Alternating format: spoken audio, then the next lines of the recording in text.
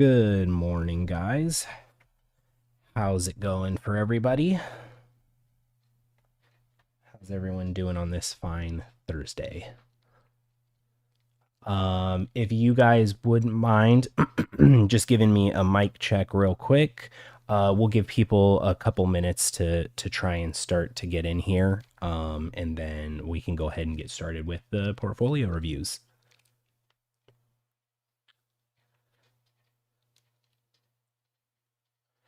Hey, how's it going, Michael, Alvaro, BH, Ash? Good morning, guys. How are you guys doing?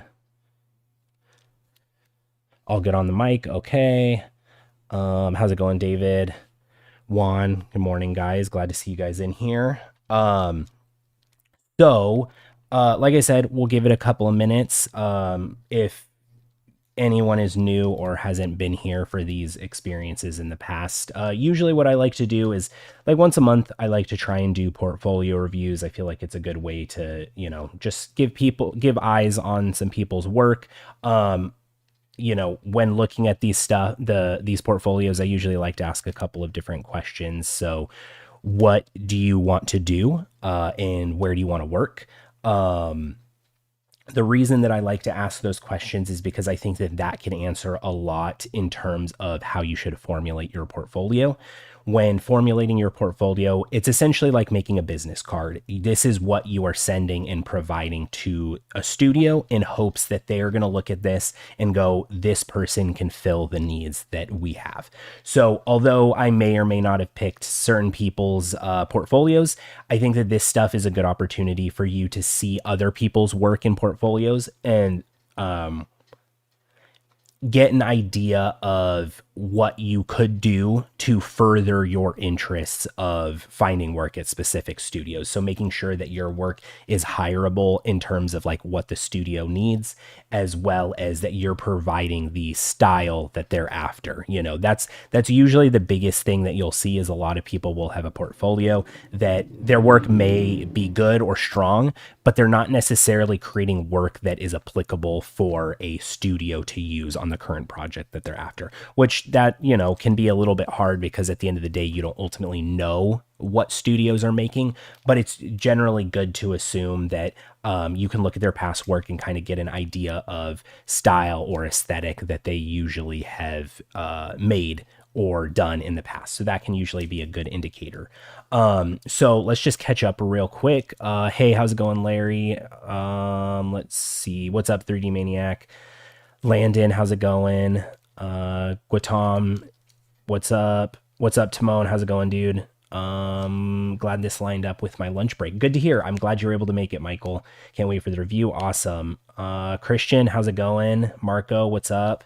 AL, how's it going? Monster Hunter, hey. Gabriel, hey, Jared, I hopped on one of your streams a month ago or so and I asked for advice for an interview. Just wanted to say I got the job. That's awesome, man. That's really cool. Congratulations. Where at, if you don't mind me asking? What's up, Miles? Smash, how's it going? Okay, cool. So we've gotten a good number of people in here so far. We'll just go ahead and get started. So like I said, the first thing that I do when deciding who I'm going to review and stuff is I reach out to them and provide them with those questions. And I get those answers in hopes that that will just be able to provide some insight into where they want to work and kind of how we can start to formulate a portfolio that can hit that mark. So the first person that we have lined up is going to be Juan. So Juan Peralta, I asked him and he said, "Hi, Jared. Thank you so much. Games is where he would like to work. I would like to work at a company like Blizzard or Santa Monica or something in the Soul-like style as well." So that's those are three studios that I think kind of all sort of have a similar aesthetic to some extent. The only one that I would call the caveat out of is Blizzard. Blizzard is broken up into multiple teams. You have Diablo, which does fall in line with Santa Monica and Souls, like, that kind of like dark fantasy. But it does also have Overwatch and what's the other IP that they have? World of Warcraft, which those two are very drastically different than the styles of Diablo. So that's something to keep in mind. If you are like, oh, well, I want to work at Blizzard, but I want to work on Overwatch, then you're probably going to want to focus on more stylized stuff for your portfolio in order to get that. World of Warcraft, you're going to be more heavy into like hand painted stuff. For Overwatch, you're going to be more into stylized stuff, but you're not going to be as reliant quite on hand painting. There's still going to be some of it, but it's not the level of extent as like World of Warcraft is going to be, where like you're hand painting everything for that. So one thing that I would always recommend for people is, if you are interested in working at a specific studio, the first thing that I would do is I would go onto ArtStation and I would go to the front page. So we'll just do this real quick and say that you're like, I want to work on Diablo, or I want to work at Blizzard. I would just search Blizzard. And then what you're going to want to do is come here, and these are all of the people that are probably going to have Blizzard in their title, unless their last name or first name is Blizzard. But you can see, so works at Blizzard, principal illustrator at Blizzard. For your guys' needs, since you're most likely going to be doing 3D character art or something of that tune, what I would look for is add filter. Let's see, this might have changed since last time. Oh, actually, that's because I'm in the artist. So skills, 3D modeling. Okay, so we'll do 3D modeling, and that's going to change it. So you can see every single person that works probably at Blizzard and what their portfolio looks like. So Steven Anderson, I've met him. He works at he works on Overwatch. You can click on his stuff and you can see, okay, cool. Let's look through his portfolio and see what the style looks like, what his character looks like. And that can give you an idea of, okay, there's a quality bar that I should be hitting to get some viewership. So that will give you an idea of, you know, what you need to make and kind of the bar that you should be aiming for. Some of these people may be a little bit more senior, so you may not necessarily be hitting quite the level that they're hitting, but it'll give you a good point of reference as to what is something that you should try and match. So, you know, let's like continue to just look through here. You can see all of these people and kind of the styles that they have and what some of their characters look like. Let's see if we can find another character artist. So Ben Ert, he's a lead character artist there. So I don't know if Ben is on the cinematics team or what, but you can click on Ben's stuff and see just kind of the level of detail and quality that he has in his portfolio. Ben's been in the industry for a really, really long time. So he like goes all the way back, you know, a number of years, but you can get an idea of what they're creating and what they needed in order to get a job at these places. So that's the first thing that I would recommend, is try and see who's out there, see who works in those studios, and kind of compare your portfolio to theirs and see, are you A, matching the quality that they're making, and B, are you matching that level or that standard that they've established? So that's the first thing that I would recommend. So let's go ahead and jump into Juan's. And so Juan said Blizzard, Santa Monica, or something in a Souls-like style as well. So on first glance, I do think that there is kind of a wide range of things in this portfolio. A couple of them, I do think right off the bat, I would say probably aren't super necessary or useful. Those being the handgun and the sword. I think that those are fine to make for like a full character, but at the end of the day, you're not going to be a prop artist. That's not what you're after. So I think that those two things don't really help you out, because if I was to open this, I would be like, oh yeah, that's cool. He can make a gun and he can make a sword, but that's not really what I need you for. So I'm not really interested to see how well those look. So that's the first thing. Now, in terms of quality, I do think that there is a scale of quality drop off that I'm seeing right away. I think on first glance, this looks like your strongest piece. This one looks a little bit weaker, but I'll click into this one and get an idea. This one looks pretty solid off of the thumbnail. This one, you know, has some positives, some negatives. Looks pretty solid. This one looks like it might be like a project or something like that. So I'm not entirely sure that I would necessarily click on it for character art related stuff.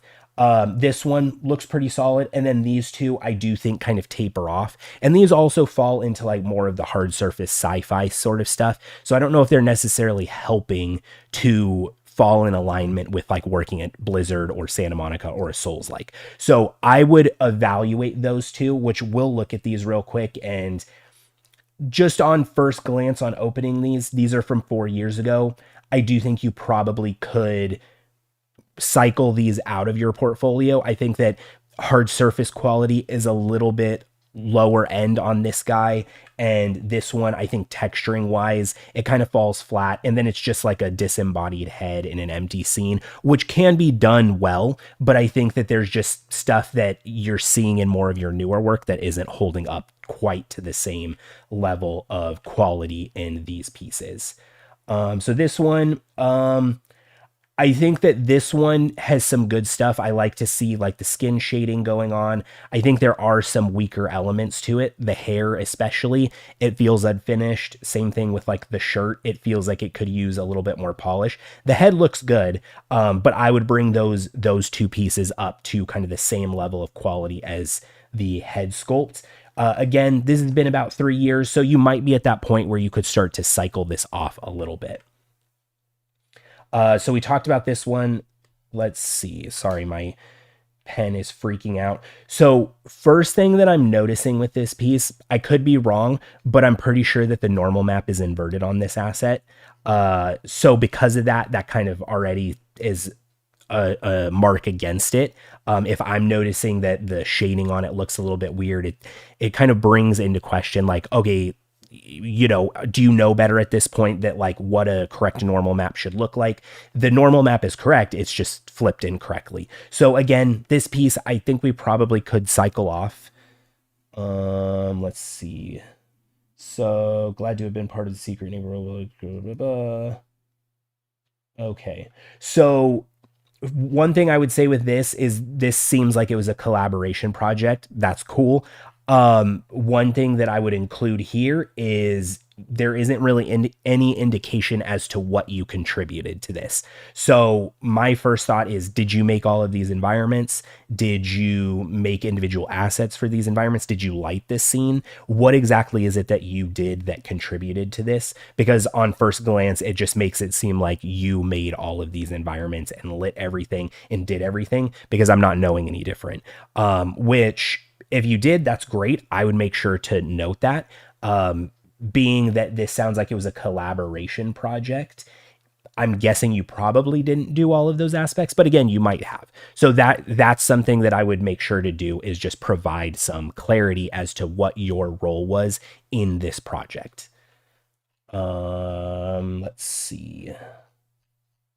Yeah, so like this, like again, I'm not sure what context to take out of this. Like, did you make this character? I'm not really super familiar with Secret Neighbor.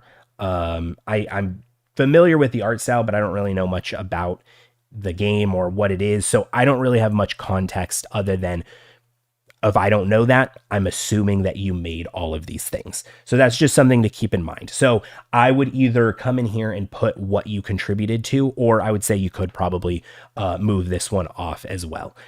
Again, mostly because of the fact that you're after character positions, this kind of feels more in line with environment art than it does with character art. Okay, cool. So this one, there's some cool stuff. I like the presentation we have going on. In terms of the actual model, I do think that there's a couple of things that I would call out. So let's copy this real quick and go into a new scene. Let's paste this here. So this is a very common thing that I see with a lot of people's artwork is, and this was something that I struggled with when I first was learning sculpting, which let's see how long ago this is from. So last year. Okay, so it's still relatively recent. So I think that there's some things that we can pull from this that might be useful for other people as well. So one of the things that I'm seeing is there's a consistency of line quality. So one of the main things when creating a sculpt that I try to keep into consideration is variation of line thickness and my rhythms to how I'm sculpting. And so what I mean by that is when I make a line, I don't want to make every single line the same quality across the model. So you can see that all of those are the same. And because of that, you start to generate this repetition that feels a little bit boring, right? So what I want to do is I want to do things like this, where there's a little bit more variation and nuance to the quality of the line that we're seeing. With this piece, I feel like that's one thing that we're falling into is all of this, excuse me, feels very like sharply cut in and defined. There doesn't feel like there's much nuance to those cuts. It feels very just drawn in. Same thing with a lot of these wrinkles. They're all the same intensity, they're all the same length, and they're all the same line pressure. So you start to get this like repetitive feel going down the neck. Same thing with here. There is some nuance between all three of these strokes, but they do feel similar in comparison to each other. So like all of these lines are the same width, all of them are the same intensity, all of them are the same patterning going up here. There's not any variation. You're not going from like really heavy and intense up here to fading and gradating off as it gets lower. So you just kind of develop this pattern in the ear that feels pretty, you know, pretty uniform and uninteresting. So that's something that I would start to work on, which again, this is from a year ago, so it might not be as common of an issue with some of these newer ones. This one, lighting looks cool. I think my main feedback on this piece would be the horns don't really read as horns. They kind of read as skin. So I would give another pass to that. Also working on like the transition here feels really, really harsh. But mainly the horns. The horns kind of feel like they're skin. There's not really any distinction in the material difference between the two. So this is feeling like, I would want this to feel like bone. I would want it to feel like a hard material. And right now I feel like we're losing that, especially with like the overall sculptural quality of it. I don't think anything's really indicating to me that this is bone. So whether it be like putting some of those ridges in there with a little bit more intensity to indicate that it's a different material, that would help. Excuse me. Sorry, guys. The other thing too that I would recommend is right now, it does feel like a little bit of a lack of structure through the eye area. All of this kind of just feels like a rounded form. There doesn't really feel like there's much plane change going on.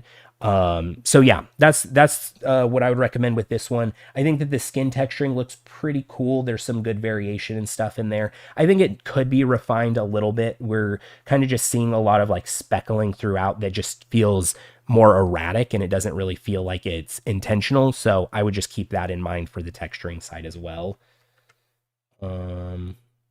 This one, so alien concept of bus serve from sphere topology. Okay, cool. So I would say that of your pieces, this one has some interesting shading, but concept wise and design wise, I do think it feels a little bit a little bit generic, especially like in the mouth area. The head and the eyes, I feel like feels pretty cool and interesting. I think that the forms are feeling good up here as well, but the mouth kind of feels like you just took the geometry and smoothed it and didn't actually put much design or thought into like a lip structure. So it feels a little bit unfinished.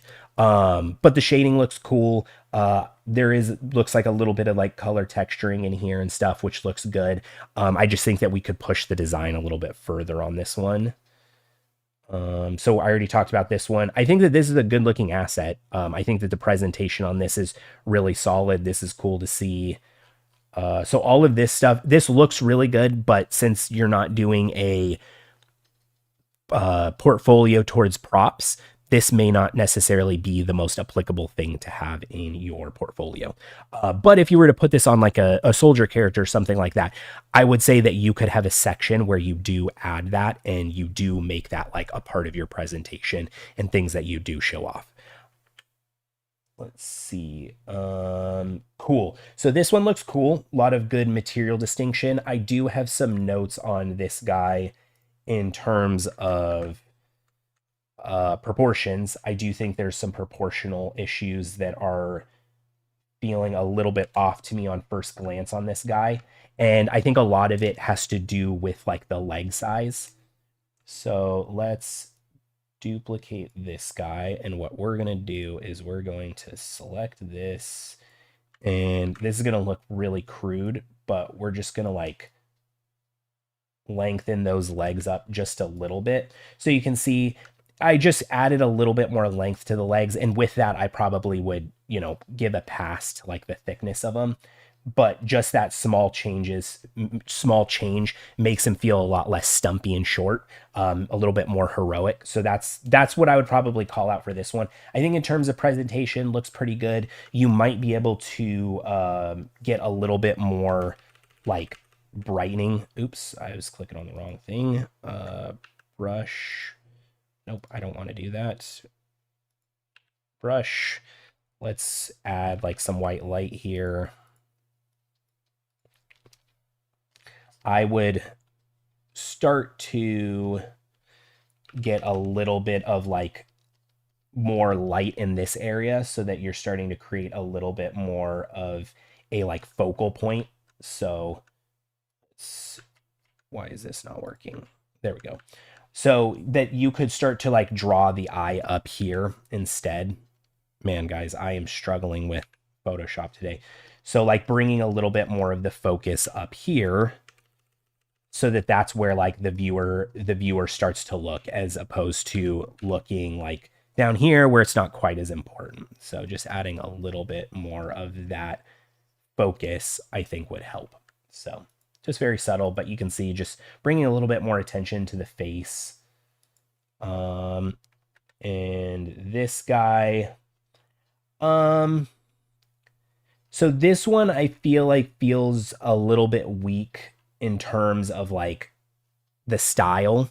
I think it feels like we're not quite as strong in terms of like the hand painting style. So I would be careful with this stuff. I think that this is probably a great learning exercise, but I think that there's a lot of like the materials that don't read the way that we're trying to present them. The chain doesn't really feel like metal. These metal buckles and edges don't really feel like they're accentuating that. There's some of these like highlights that we have going on here which feel pretty cool, but I think overall this doesn't quite hit the mark that your other work is starting to hit. So I do think that this one I might pull off of my portfolio. And if hand painted stuff is something that you do want to continue to strive after, I would do it and continue to work on it, but I would just try and get it to a little bit of a higher bar first. Now for this guy, like I said, I think that this is your strongest one. I like the presentation. The sculpting looks pretty solid. Proportions look pretty good. There are some like anatomy areas that do feel a little bit wonky that I think we could refine a little bit more. But this is cool to see the weapon in here. See the topology. That looks pretty good off first glance. Sculpt looks pretty good. So let's take a look at this real quick. So we'll just do a little bit of tweaking. This is just going to be kind of quick and to kind of further accentuate the silhouette a little bit more. So what I would do is I would probably give a little bit more focus to like the shoulder area. So like right here, we do have some kind of like bulkiness on the shoulders, but I would just get a little bit more definition on that shape.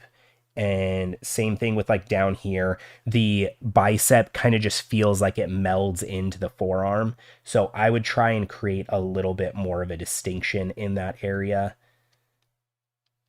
and kind of create a little bit of a stronger form there. Same thing with the pec. The pec feels a little bit flat. I would have added a little bit more like bulkiness to it. But you can kind of see even just with like that subtle shift, we're getting a little bit nicer form and read for the shoulder area. And I think that that's like the biggest area that's standing out. I like the silhouette that we have going on down in this area. So like right here, we could extend this out just a touch, but I like what we have going on there. Same thing with here. So yeah, overall, I think that this is definitely your strongest piece. Just a couple of like things to keep in mind as you move forward anatomy wise. Refining this pec a little bit more to dive into here, defining that bicep shape a little bit more, getting a little bit more of that tricep head showing, and then having some of that overlap of the deltoid area, I think would really help. So that is Juan's portfolio. Lots of good stuff there. Definitely seeing a line of improvement. I would continue that and just keep working on it, and hopefully just taking some of the notes from this and applying that to your next piece. So let's move on to the next one. I'm going to take a quick drink and read some comments, and then we'll get started. Okay, let's see. So I'm pretty far behind.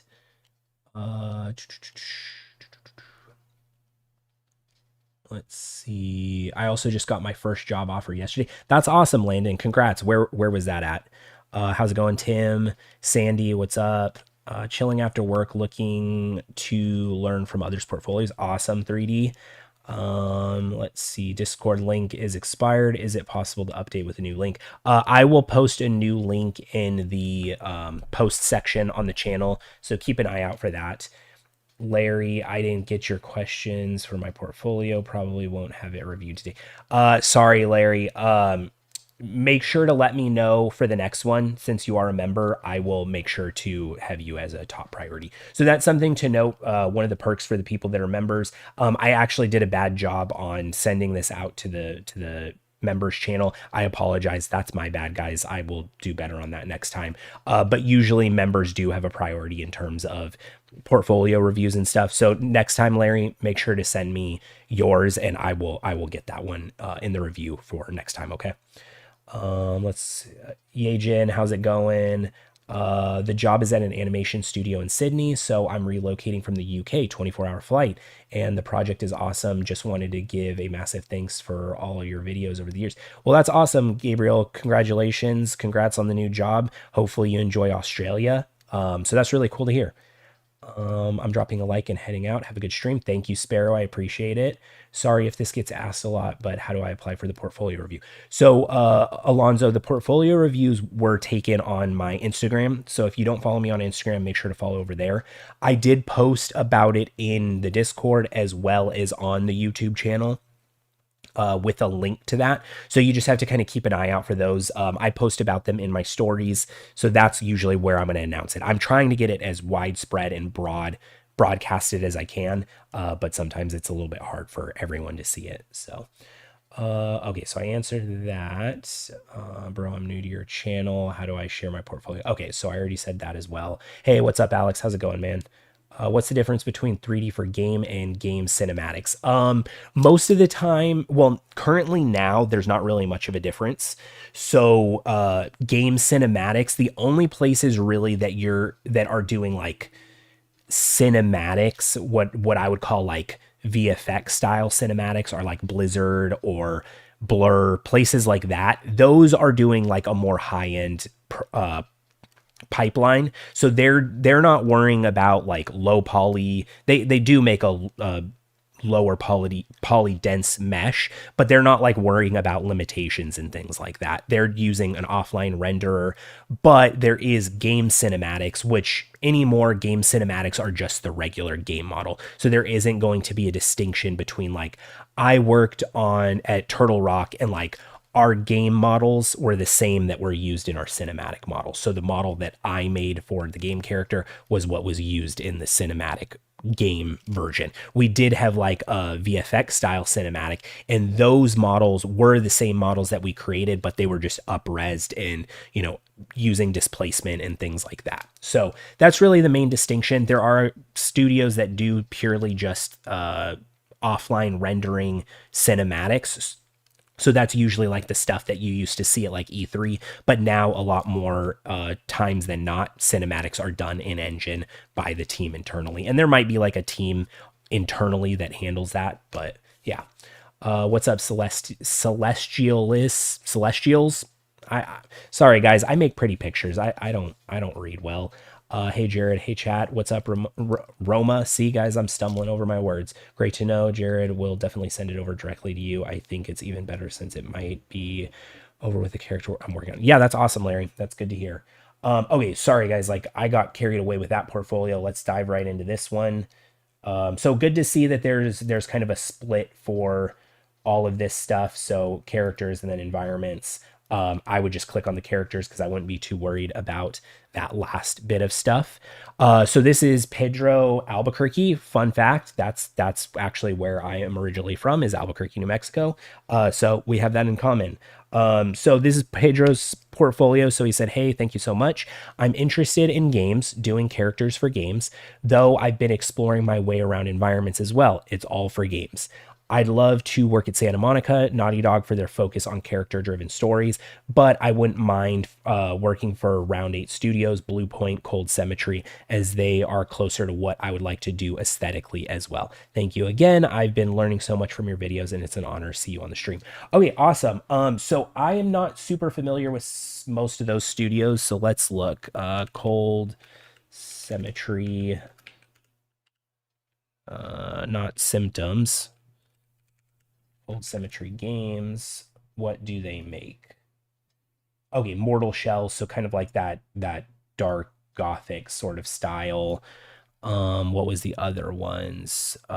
Blue Point. Okay, I know Blue Point. Round 8 Studios. I feel like I should know all of these. Okay, Life of Pi. Okay, so that Souls-like style of games. Okay, that's good to know. Yeah, I feel like I should know all this stuff, but I don't, I'm not as familiar with a lot of these studios anymore. Which it probably isn't a good thing, but it is what it is. So let's take a look at this one. Okay, so just the single shot. So Ryan Reynolds likeness. I can definitely see some elements of the Ryan Reynolds in here. First thing I would say is this one's from 3 years ago. I don't think it's bad. I think that there's a lot of good stuff going on in here, but I think that the presentation just is a little bit bland. There's not really much going on. Like the subsurface is cool, but the lighting doesn't really like accentuate too much. It's just kind of like a 3/4 angle and it's just one shot. So I would say at this point, you probably have improved. This one you might not necessarily really need as much anymore. Let's take a look at this guy. Okay.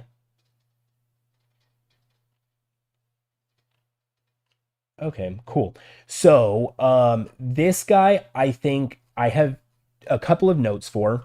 The first one is it feels kind of odd that there's no head in here, whether it's like meant to be mysterious and ominous. It doesn't, I don't know if it's necessarily giving that off. It's more so giving off like the head's just missing and maybe this was like a costume study or something like that. So with this piece, that's something that I would probably recommend adding in there or, just because it, excuse me, it kind of feels unfinished. So that's one thing that I would recommend with this one. In terms of the actual model, there is a couple of things that I wanted to call out. So just put that there. So the first thing that I'm going to call out is the silhouette. So the silhouette for this piece kind of falls in line with what I would call noodly arms. So those like big blow up guys that like their arms just flail around. That's kind of what I think of is like a blow up doll. And the reason for that is because if we look at the silhouette, all of these forms are all kind of just falling in straight lines. Even same thing with here. If we were to trace this, there's a little bit of fall off, but then we kind of fall into a straight line. So we're not really getting much in terms of variation to the silhouette. So what I would recommend doing is I would come into some of these areas. So like we'll look at this arm, for example. I would try and provide a little bit more thickness up here, providing some more of this like draping down here with these straps, getting some of them that are kind of coming off of the silhouette a little bit more and trying to make this form a little bit more to the forearm so that we're getting a little bit of a distinction between it and we're not just getting, I keep forgetting to put this on a layer, which is my bad. So we're just getting straight lines. So when we're seeing it from here, we're just getting sort of like this narrowing to a point look. And that's never a good thing to have on our silhouette. Same thing with this arm. If we were to just draw along here, there's not really much breaking it up. So what I would recommend doing is I would come in here and kind of bunch this up a little bit more. Create a little bit more of that bunching effect to the silhouette. And then that works well with like the shoulder piece. And then we'll come in here and then get some of this cloth that kind of bunches up in some of these areas. So it feels a little bit maybe looser, but provides a little bit more interest down here. So same thing that I was talking about before. If we just have straight line and straight line, that starts to feel a little bit boring. So what we want to have is we want to have some of this irregularity, and then maybe we can get like a little bit more of the lift from this gauntlet piece. And you can see that that feels a little bit more distinct, a little bit more interesting visually than what we had. Whereas before we just kind of had that shape. Same thing even with down here into the legs. If we just kind of draw along here, we get like subtle little curves and a little tiny bit of silhouette break. I would push that further. I would get this a little bit more distinct. Same thing with out here. So you kind of have some of that bunching up, having some of this kind of taper out into this area and like that. And then these cloths, they both feel really, really straight. I would try and get some kind of form in the actual model. Same thing with up here where we're getting some of that like pinching of the cloth so that it's piping out up into the shoulders and that it's piping out down here. Because right now it just feels like a flat cloth with a couple of wrinkles on it. So it feels a little bit incomplete. It doesn't feel like we have any major form on the model currently. So that is what I would recommend for this piece is I think that one, getting the head in there, two, refining the silhouette and adding some more breakup in these areas, and three, giving like another pass to a lot of these forms. Same thing with this one too. We kind of just end up with this like cinched sort of feel. This is a great area to kind of add some of that compacting folds and add some more breakup and visual interest to what's going on the character. So that is what I would say for that piece. Now for this one, I like the overall like gesture going on in the presentation, a lot of good stuff. I do think in terms of lighting, there are some things that we could probably work on. The brightest point on this character is right here and right here. There is some brightness right here, which we're getting a little bit, but I would like to see a little bit more of an accentuation into that area so that that becomes more of the main focal point. And same thing with here. I think that this is fine, but right now we're not quite getting as much visual interest on the face and it's falling a little bit flat. Same thing with this one. I think that the green eyes are a nice touch, but like a lot of the bright points are through here and not as much in the head area. So my eye isn't being drawn quite to that area. In terms of these hands, looks pretty cool. Yeah, this looks cool. I like the little like gesture of him turning his head. That looks pretty nice. The turnaround looks good. This one I think looks good, but again, I would just try and illustrate like bringing the eye up a little bit more so that we're getting more of the focus on this top half. Turnaround looks good. Okay, so now we're getting some model shots. So I definitely like the headdress. I think that the headdress looks good. In terms of some of the other shots like this, the hand I feel like feels not quite as done. It feels like it could have used another pass in terms of sculpting to like really accentuate some of the wrinkling and the details in there. Right now it feels a little bit flat and like it's missing those elements. And also in terms of priority, I do think that this image is a lot less appealing than like this image. The detail on these pieces is cooler, in my opinion. I think looks a little bit more exciting and interesting. And I would want to show off this, then probably this, and then maybe this one. Because I think that this one is probably the weakest of the three in terms of quality. So this one I might remove and then I would just reorder some of those ones. This one looks cool. I like this. This is good to see. And then seeing the concept, that's cool as well. So yeah, you can even see here one thing that's really cool about the concept is the character is really, really well defined. There is kind of this natural gradient of darkening down here as it moves up the clothing to get to like these brighter values. And the hands and the bodies down here don't even really take up much in terms of like visual interest in the concept. You kind of like look down, it's like, oh wow, that's a bunch of hands. That's kind of what I would do in terms of trying to present this character. Like a lot of these are feeling a little bit more in that gray value, so they're drawing probably a little bit more attention. I feel like once you get lighting on it, it's not quite as noticeable. Yeah, same thing with here. Feel like it's not super noticeable. They get a little bit of light on them, but yeah, just something I thought I'd call out. Overall, pretty solid piece, a lot of really good stuff going on here. So I would just continue to refine and push this kind of level of quality into your next piece, and I think you're in a pretty good spot with that stuff. So okay, let's move on to Francisco. Take another drink and catch up real fast.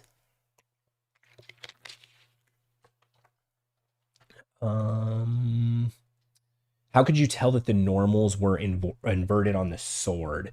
I can actually show that real quick. So Juan, I think it was Juan. Okay, let's see. So this is a good point. So how I could tell that the normals were inverted. So the first thing is usually when you look at your edges and how things are being lit. So if we look at where the light's coming from, it looks like it's coming from up above, right? And if we look right here along this edge, it looks like that edge, like it ultimately what it comes down to is it's the way that edges are shadowing or shading, excuse me. So like if we were to look at an area where there should be shadow, it's actually being lit instead of being shadowed. So that's usually the prime indicator of what we're seeing. And so when I look at this blade and when I look at this stuff, it kind of looks like an imprint of something that's flipped the opposite way. So same thing with like right here, you can see there's kind of like this weird shading that's going on. I would expect to be seeing like this as a bright area. So it usually comes with the way that you see after a long time, you just kind of notice it. And I'll just show you real quick kind of what something we'll look at. And maybe this will be a little bit of a better visualization. And then we'll get back into the reviews. I'm taking my sweet time on these reviews today, I guess. I guess that's the nice thing about not having to be working.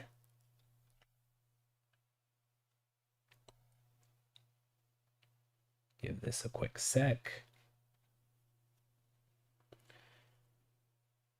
Okay, so let's zoom in on this guy. And what we're going to do is we're going to come here, we're going to turn off displacement, turn off detail normals. And so we'll look right here. This hopefully this will illustrate it.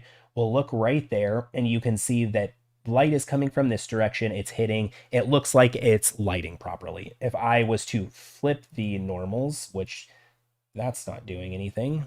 Am I on the right thing? Hold on. Let's see. Why did that not work? That's interesting. It's not even flipping the normals. Oh, that's why I'm not flipping the right things. Okay, yeah. So now you can see like right here, it's looking a little bit odd, and the way that the light is essentially rolling off the character just feels incorrect. And so you start to get like this effect right here, where it looks like that edge is pinching upwards instead of being pushed downwards, which I sculpted the model, so I would know that that edge should be pushing down. So I would expect light to be hitting right here, and then there to be some shadowing along this edge. But you can see that once I flip that, it kind of inverts it where it feels like this edge is getting lightning and now there's shadowing happening here. So instead it feels like it's an imprint of the model as opposed to the way that I intentionally made it. So that's usually the biggest indication that the normals are flipped, is you just have to kind of look at those edges and how things are being illuminated in terms of how light's interacting with them. So that's the first thing. Okay, so would you recommend accentuating the shapes in ZBrush after making the designs in Marvelous Designer? I feel like I'd have more control that way trying to apply what just yeah, definitely. I don't ever just export stuff from Marvelous Designer and then call that a day.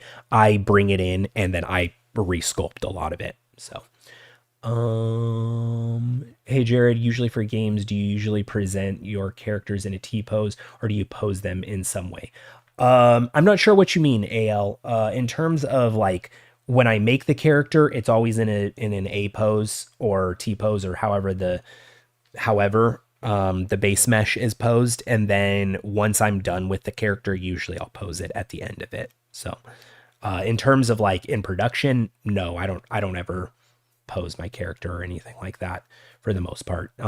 Once it gets on the rig, then I can. But when making a 3D portfolio, do you think having original works is better than making a 3D interpretation based on other people's works to show how good you are at transferring 2D knowledge into 3D knowledge? Yeah, don't make your own original works. I usually don't recommend that, and the reason for that is because majority of the time, myself included, people aren't designers and they just kind of like make things, and just by making things usually aren't up to the level of the stuff who are concept artists. As someone trying to get into the industry, I would always recommend basing your works off of other people's concepts. And the reason for that is because that's what you do in a job. They don't pay you to design stuff and to make things up. They pay you to take someone else's concept who has designed it and turn that into a 3D representation of it. So that's what you're paid to do. Having an understanding of how to design isn't bad, but if you don't have a background in design, I wouldn't recommend designing your own work. I would recommend making stuff off of people's concepts.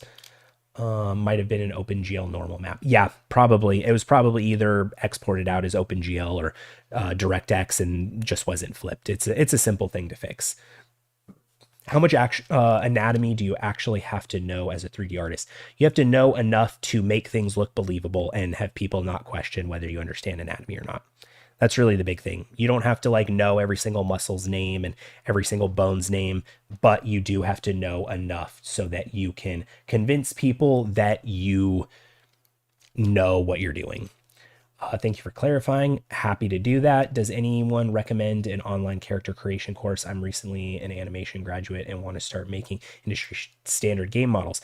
Emily, I would say there's a lot of options for you. There are some more expensive schools like Nomen or Think Tank. Obviously, those are going to be the more expensive routes. But if you're interested in kind of like one-off opportunities, there's things like CGMA, which is an area that I teach at. I took classes at CGMA after I finished, and I think that I learned a massive amount there. So I recommend things like that if you are interested in furthering your career and understanding of game development, being taught by people that work in industry. Shell Beetle, what's up? Hey, how's it going, Jerry? Using meta human master material for my characters is a good idea, or create new master material. I would use the meta human master material. No point in reinventing the wheel if it's already there. Oh yeah, I meant to display it in a portfolio. So usually how do you use it? Do you use any software for that, or do you rig it or just pose it and resculpt the details? So I usually will pose the low poly for my presentation for my characters. I'll just bring it into ZBrush and use transpose master and then pose it that way. So for a character artist, how important to learn rigging, or is it purely animator's job? No, that is a rigger's job. Animators don't rig at all. Those are two distinctly different departments. Character art does not touch rigging. You should have an understanding of how rigging works to some extent, in terms of creating like a relationship with you and the tech art team, so that you can be handing them topology that works for their needs, and so that you can be making characters in a way that is going to be optimal for the needs that you have. So that comes pretty standard in production, is you're going to be interacting with those departments, but you don't actually do much. You don't do anything in terms of rigging. You're just always providing a model that works for them. So having an understanding of it is good. And that's what, yeah. Okay, so let's see. So now we're looking at Francisco's. Let's see. So Francisco said, "Hi Jared, thank you very much. My biggest dream is to be a character creature artist in movies and video games. It's a bit ambitious. I'd like to work at Sony Santa Monica, Blur Studios, ILM. The characters they create are truly amazing. It's something I'm truly passionate about. And right now I'm a junior and I need an opportunity to start my Jedi path." Cool. Okay, so one thing that I would recommend is just narrowing things down a little bit. Games, not drastically different, but they are different from film and VFX. The pipelines are going to vary a little bit. So I would probably recommend picking one or the other and kind of just sticking down that pipeline so that you can have an understanding of how you make those characters, you understand the process in the pipeline. And usually that's a little bit more appealing for a studio when they're looking for people because they know that you understand the pipeline and the process. So I would recommend just focusing on one a little bit and making sure that you have mastered that before trying to venture into both so that you're not like splitting your time and ultimately getting like a diluted result because you don't fully understand one or the other, if that makes sense. Now, in terms of wanting to work at Blur, ILM, Sony Santa Monica, so yeah, you're going to be making they more creatures probably. ILM, I'm not entirely familiar with what people's portfolio that has worked there looks like. But for Blur, you're going to be doing more like VFX style. So you're going to have to be doing like offline renderers as opposed to, at Santa Monica, it's a game studio. So you're doing more real-time stuff. So that would be my first thing is just kind of narrowing down, if you would rather do games or film. I personally like games because of the fact that I like to see my results more instantaneously with a real-time render than if I was to use Arnold or something like that. Okay. So let's see. So 3 texture sets, that's cool. For this piece, since you are providing the information for the texture sets, showing the low poly wouldn't be a bad idea. The sculpt, I think that there's a lot of solid stuff here with the sculpt. I do think the one thing that I would call out is we are kind of falling into that same pattern that I had mentioned earlier with people's work, where the line quality and repetition does start to feel a little bit similar once we get down to a detail point of view, because like we just have a lot of these like lines that are going across the model pretty much all over. So there isn't really any points of rest on the character. So what I would probably do is I probably would take this guy and, maybe like find a different texture pattern than like this cross sweeping line on things like the chin or like the eyebrows in this area. I would do something that creates a little bit more directionality and flow for these forms as opposed to just kind of rounding them all the way down, if that makes sense. I like the kind of quality and sculpture that we have going on down here on the neck. I feel like this feels pretty cool. There's a lot of interesting stuff going on. So that feels good. In terms of the sculpting on the cloth, I feel like that kind of fell off a little bit. It feels like we just got Marvelous Designer Pass or something, and then we didn't go through and accentuate any of that stuff. So I feel like there is a difference in quality in the skin sculpture as opposed to the cloth sculpture. So if we look at this, like this looks good, there's a lot of detail, there's a lot of like high frequency stuff going on here, and then this all just kind of feels like a melded shape without any nuance or form to it. It doesn't feel like there's any logical wrinkling of the cloth, where I would expect like we could really kind of create some nice drapery in here and really kind of sell some of these like rounded piping wrinkles that are going down on the character. So that's what I would recommend for this guy. In terms of the texturing, I think that the skin texture looks pretty decent so far. I think that it kind of falls into the same boat as like the sculpture, where there is a lot of consistency.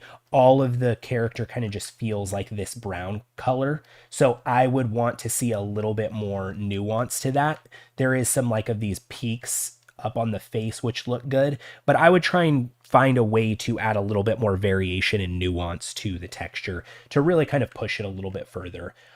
These metal spikes and barbs, they feel, again, kind of same as the cloth. They feel a little bit unfinished, like they just feel like tubes kind of jammed into the character, and they don't feel like there's much irregularity or variation going on in them, especially when it comes to the texturing front, where if we look at all of these pieces, all of them have the same amount of blood on them from base to tip. So creating more variation in that will create more interest and nuance to these pieces. So having some of the like blood more focused in here, and then cleaning this area up a little bit more so that there's some readability to it. And then maybe this one has a more unique pattern to it and it's kind of dripped to the tip. And then this one, maybe it's a little bit more cleaned up, but like the tip is a little bit more bloody. So you're creating more irregularities to your textures. I think that that would help overall. And then in terms of like renders like this, I think that the render looks decent, but there is a massive amount of wasted space. So you have all of this dead space that I would get rid of in terms of your renders for things like that. That's something that all of you guys I would keep in mind with your presentation. Like stuff like this looks better. It's a little bit closer up, more readable. But like this, crop your images so that, you know, we have 3/3 of an image here and 2/3 of it is just empty space. So I'm like looking at not a lot of character and a lot of empty space. So I would recommend that. Another thing that I would recommend too for this character is the material readability or definition isn't very strong.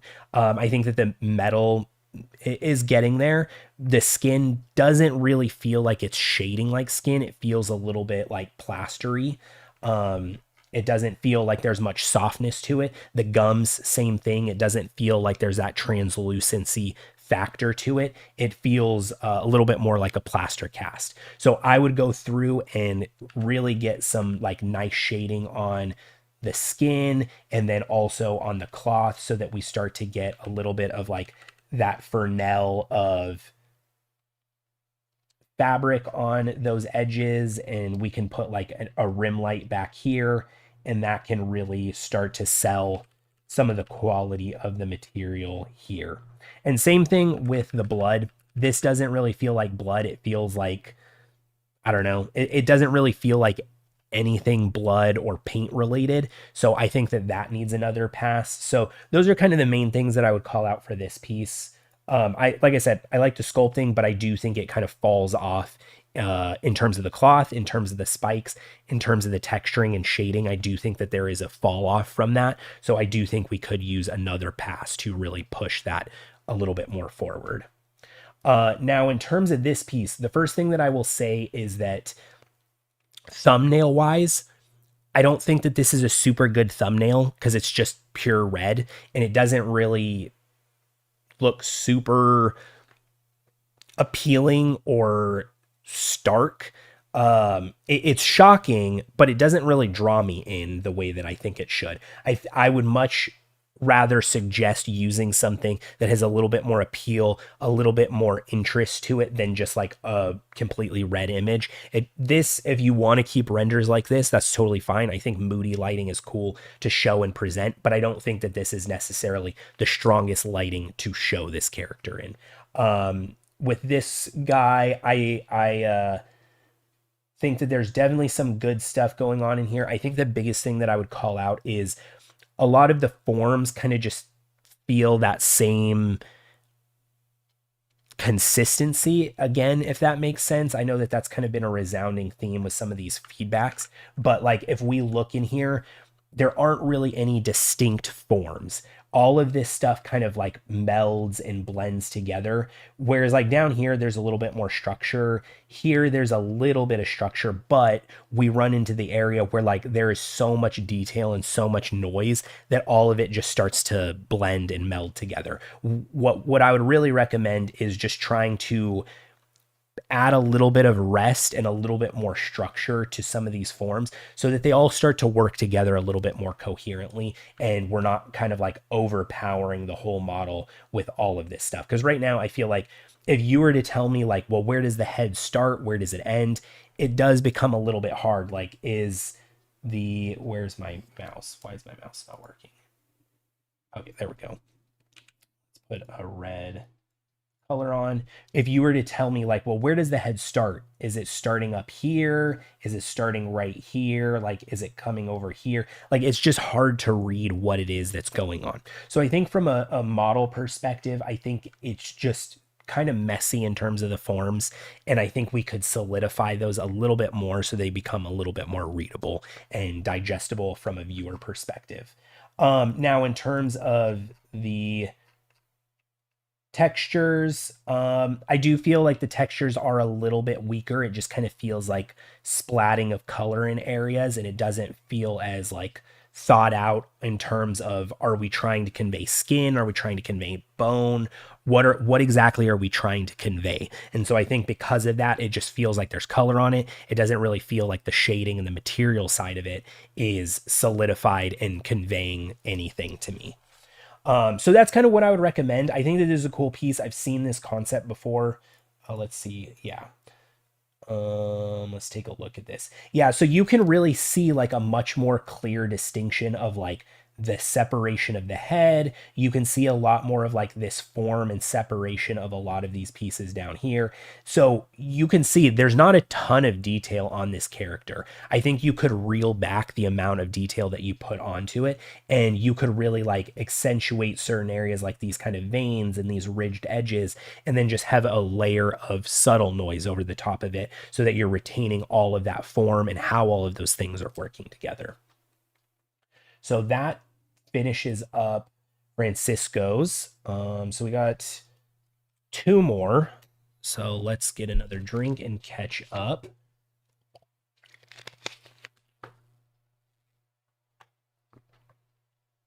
For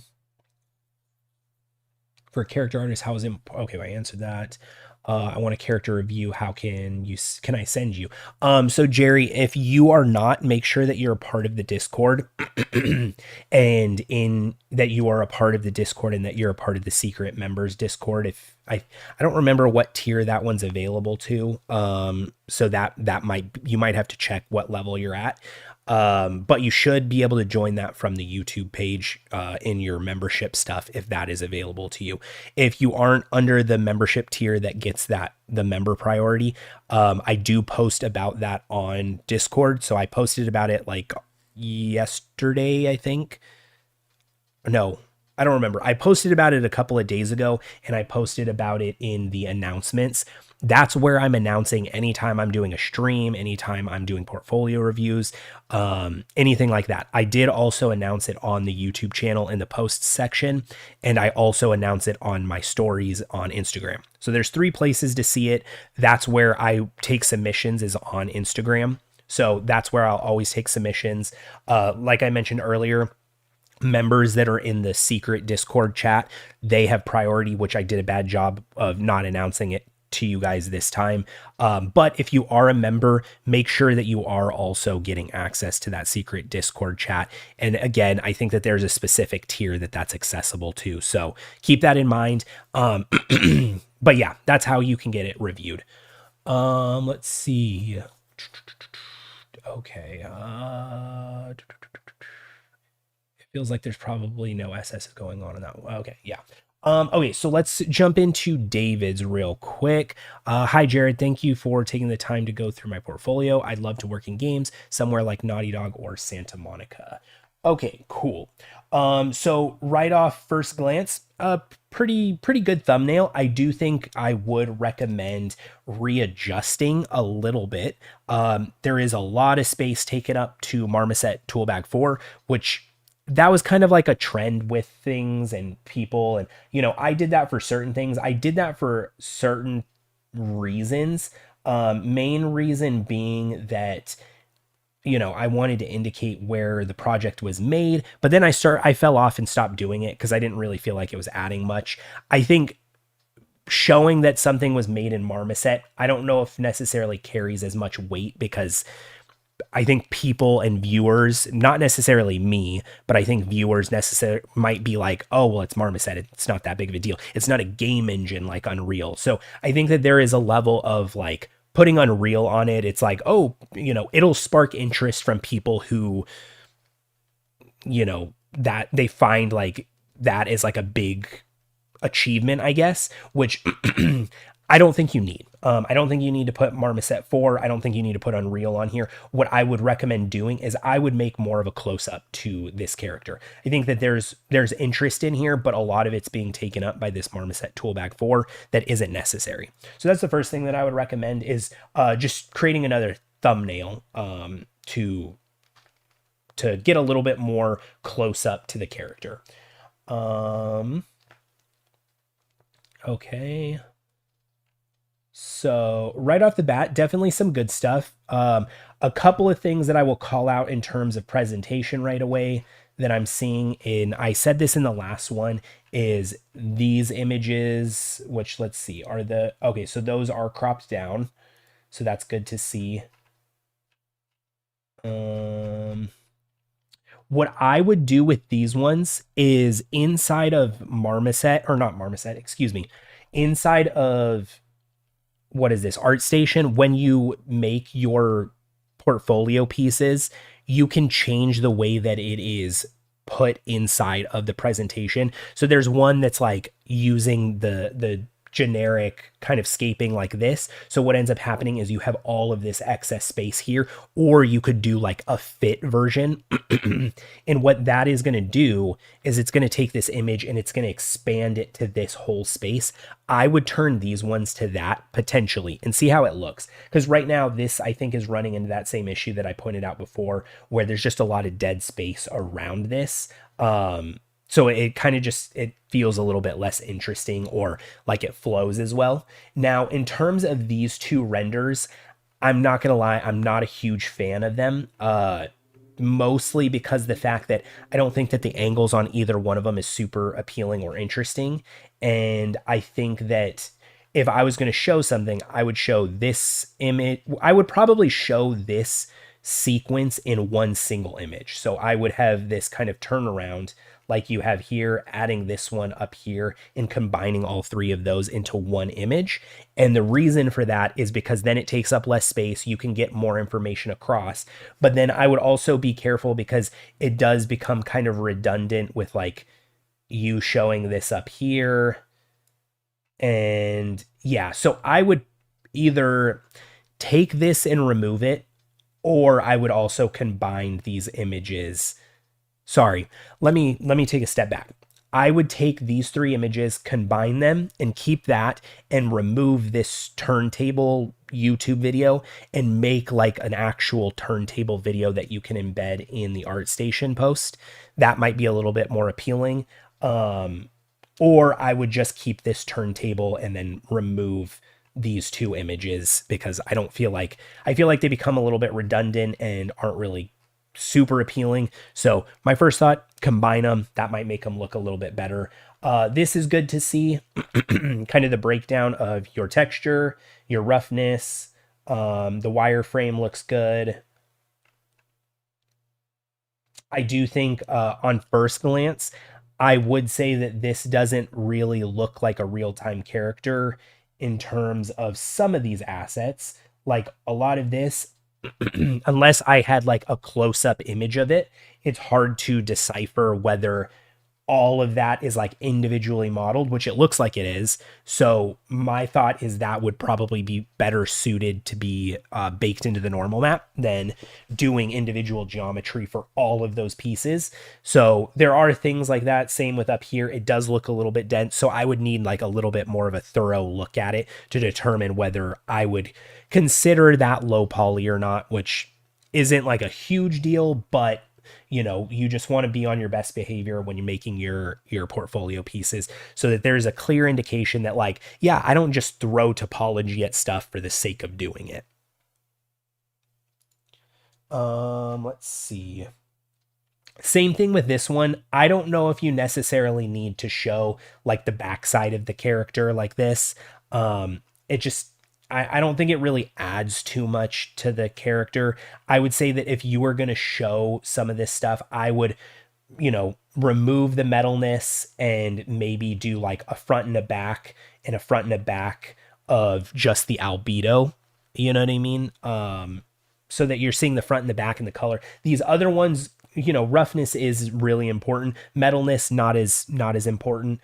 But I think just showing an image for the back, I don't know. I don't really feel like it's necessary. And I feel like there's a lot of focus like on pictures of the back. So that's kind of the main reason why I think I say that, is because I feel like there's so much of this emphasis on the backside of the character, and it doesn't really feel like there's definitely some cool stuff here, that I can tell you're wanting to show off, but I don't know if I necessarily need to see the whole backside of the character quite as many times. Um, yeah, stuff like this I think is better off seeing than like as many images of the backside of the character. Okay.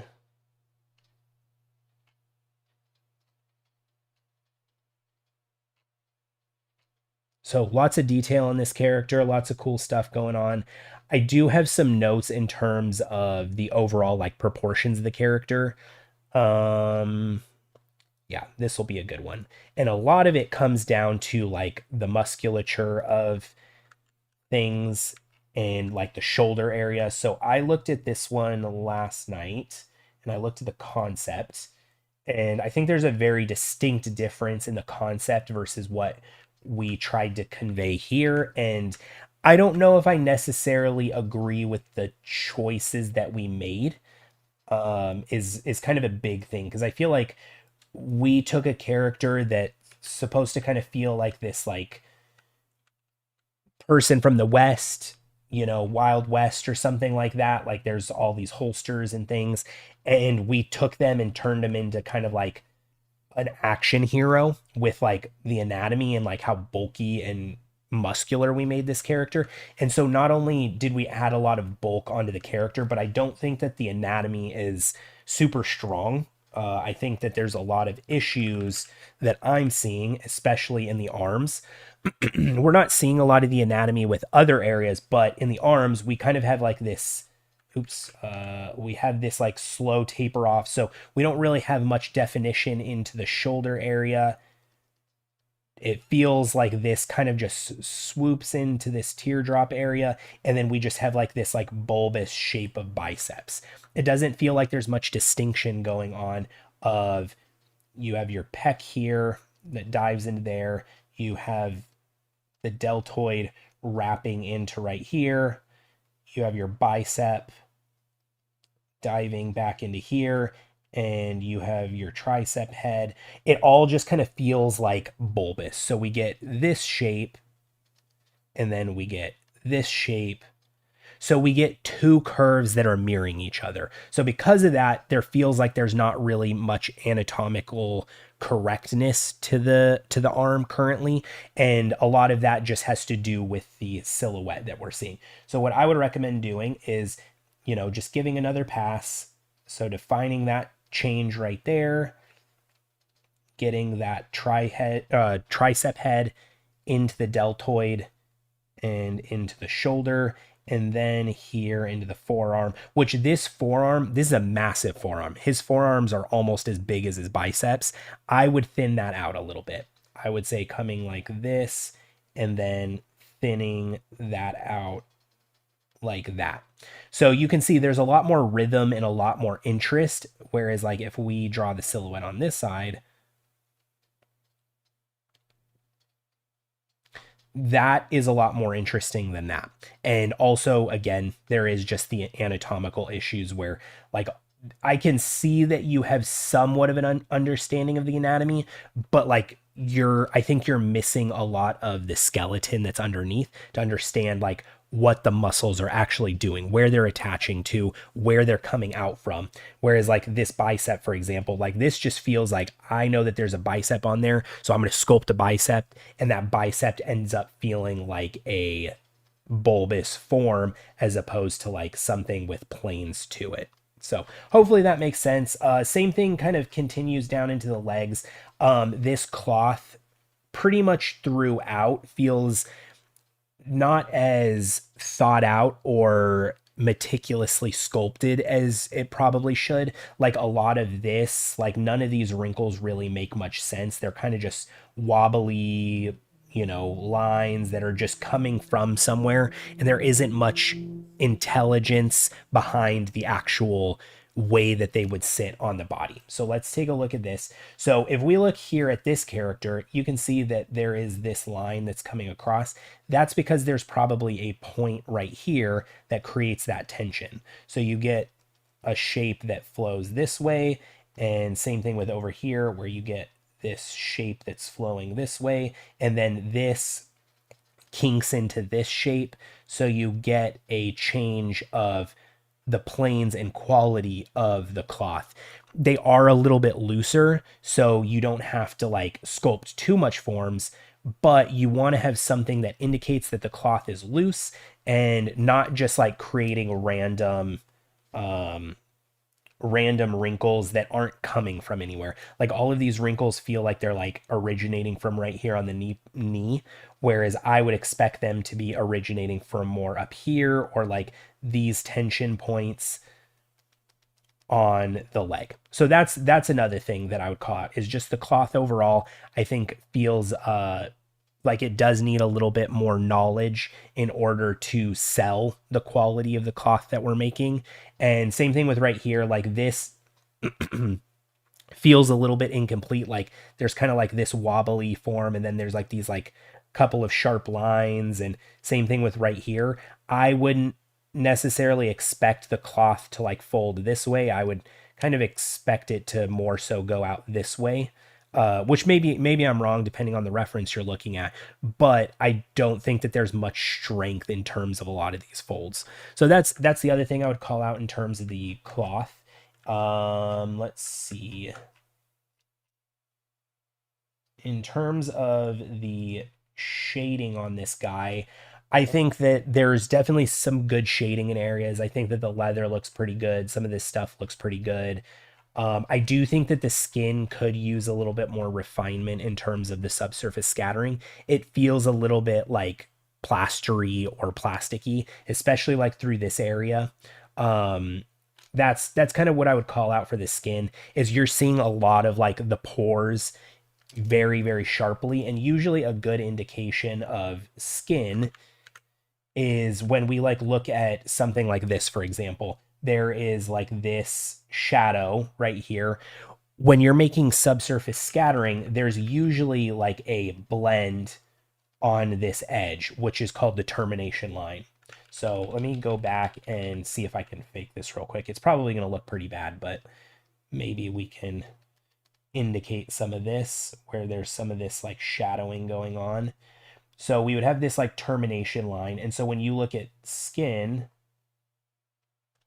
you normally get this transition from dark of the shadow as it rolls across into the light. There is kind of this glow effect. That glow is because the light's bouncing around and the subsurface scattering is happening. So without that on some of the skin, we start to feel like it's a little bit more towards the plasticky side than the scattery side. So I would just say giving a little bit more refinement to the skin in these areas would help. I can see some of it going on up here, but I think we kind of lose it throughout the rest of the character. The dreads look cool. Those look pretty solid from these images. That looks nice. So nice job with that. And yeah, I think that's kind of the main feedbacks that I would have. Hopefully that helps. Hopefully. Okay, so on to our last one, which is Juan. Juan, our other Juan. Juan said, "Hey Jared, thanks for taking the time to look at my portfolio. I primarily want to work in games, but I'm open to any field that I can gain experience. I've had my eye on studios like Naughty Dog and Respawn." Okay, so first thing that I will say is, based on opening your portfolio, I would assume you're leaning more towards props, right? That's my first impression. If you're leaning towards characters, I would say your portfolio doesn't really show that very much. If you're leaning towards environment, also same thing. It does, some of this stuff could be usable for environment, but I think that if you're trying to go down the route of environment artists, there is a lot, there isn't really much indicating that. Same thing with characters. There's one character, which, some good stuff going on here. If I was to call out some main things, I think the cloth down here on the pants feels a little bit wonky. The materials look pretty solid, you know, pretty readable for metals, and this kind of leather going on. Yeah, so I think I would like to see more refinement and work on some of those areas so that they feel a little bit more like the material that I think is trying to be conveyed. We get a lot of like crunching down here in the knees where like the joints are starting to collapse on themselves. I think that there's some good retention here in the elbow, which looks good. So I would just like to see some of that stuff down into the legs. Now, in terms of the rest of the stuff, so I'm not a prop artist, so I can't really give you too much feedback from a prop portfolio, but I can tell you that if you were looking to work at Naughty Dog, realistic props is probably going to be better for you. If you're looking at Respawn, you can kind of go two ways because they have the Star Wars team and they have the Apex Legends team. My first thought is if you're trying to go after the Apex Legends team, I don't think a lot of the work in the portfolio really kind of falls in line with that stuff. So I would just evaluate what kind of team do you want to work on? Do you want it to be more realistic? My first thought is yes, you want to aim for a little bit more realism. So let's look through some of these weapons and stuff. Okay. Some of these things are from like 5 years ago, so hopefully we'll be seeing a little bit more improvement on some of these things. Because some of these I do have some feedback off of right away, but again, these are from like 5 years ago. So let's just see what we think.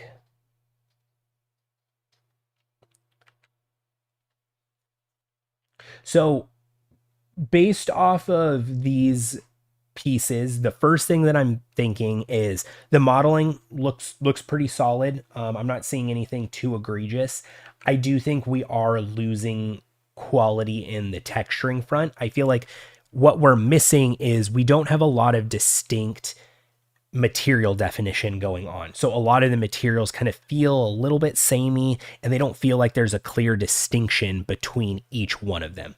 So here, looking at this guy, there's this green metal. It looks like it could be green metal, but then there's this leather tire that's next to it that also looks like, well, it could be a tire, but I'm not 100% sure what it is that we're trying to convey. I'm using the context clues of I can see it's a tire and I can see what I would assume is metal, but I feel like there is a fall off between the textures actually selling that. Same thing with like right here on the bat signal. Feels like it could be metal, feels like it could be something else. So I think that is the first thing that I would recommend refining a little bit more, is selling those material definitions. This one feels better. I feel like there's a clear distinction between the metals, some of these plastics and things like that. So that's good to see on here. So this one, I would say same thing. There is just an overall shininess to the character, and whether that shininess is supposed to, like, it kind of feels like it's more towards a wet character than a plastic character. There isn't much in terms of the roughness value that's breaking up the highlights to sell the material that we're trying to convey. So I think that that is the first thing that I would call out, is working a little bit more on your material definitions. And same thing with this one. All of the materials kind of feel samey. So there isn't a distinction whether this beak is like meant to be metal or this is like meant to be kind of a carbon fiber. This is supposed to be plastic. So there is a hard time delineating what it is that we're trying to convey these materials being. So that's the first thing that I would recommend focusing on. The other thing that I would say to start focusing on a little bit more, which we are starting to see an improvement up here, is the presentation of the models. I think that one of the big things that isn't helping you with a lot of these models is that we aren't seeing a lighting setup that is helping to facilitate what these materials are. So when making a character, when making a portfolio piece, there is a lot of steps that go into it. There's the modeling, there's the texturing, creating the materials, creating the shaders, all of that. But one area that a lot of people skimp on is the lighting.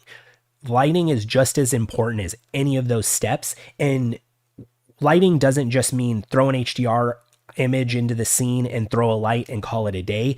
Really think about what it is that the model that you made is, and how is it best that I can show and illustrate the texturing work that I put in.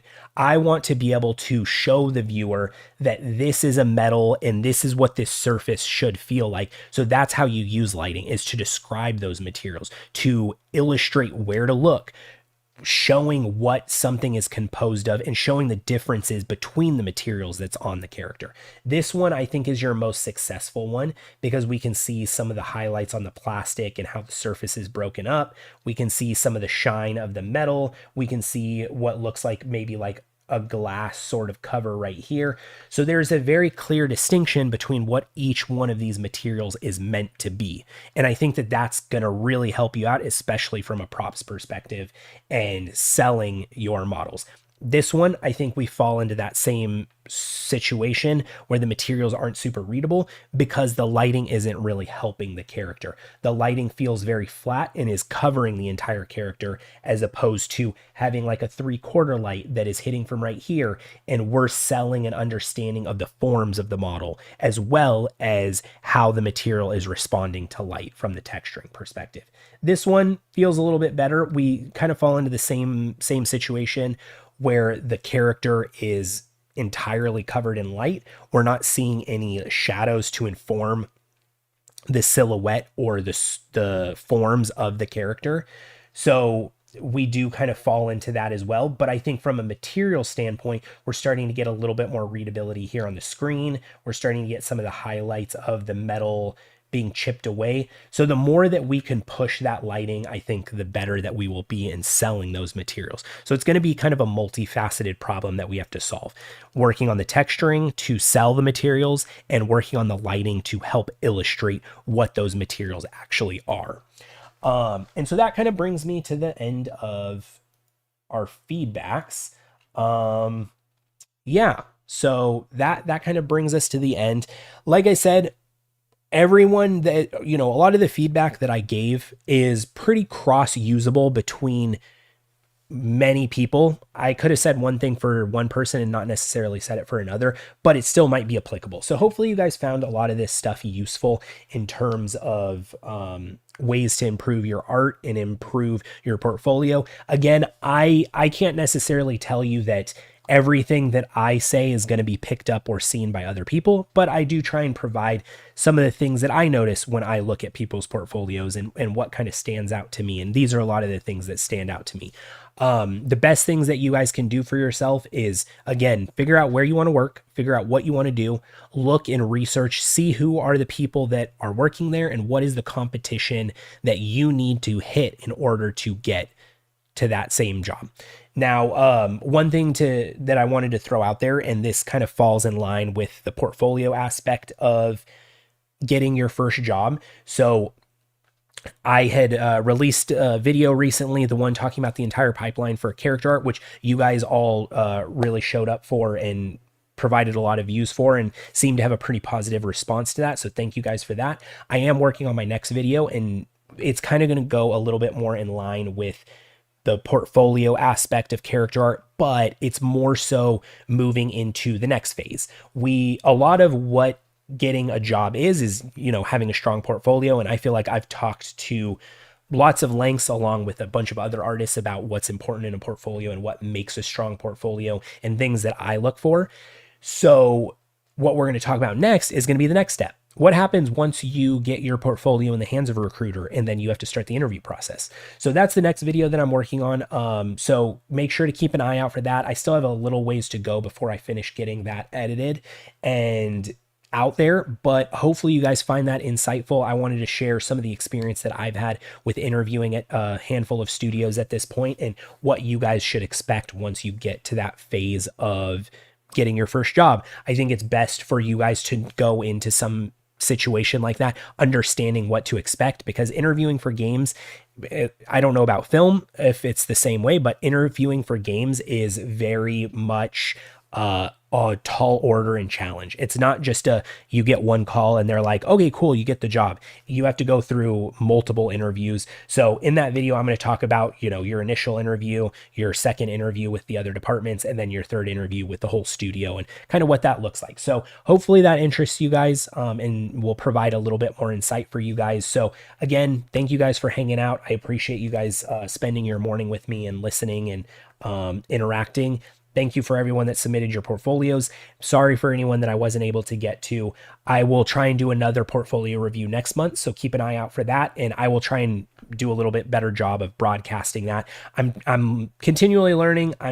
I think I did a little bit better this time getting it out there for a lot more people to view, but there's always people that do show up that are like, well, where do I submit and how do I see it and stuff. So I will continue to get better at that. But again, thank you guys for hanging out. I appreciate the support. This channel wouldn't exist without you guys. So I appreciate it. And thank you guys. I hope you guys have a restful and wonderful Thursday. And last thing, I should also probably be streaming on Sunday. So keep an eye out for that. Around the same time that I've been streaming, early morning, around 7 o'clock. And we'll probably keep working on the poo model lighting scene. And then, yeah.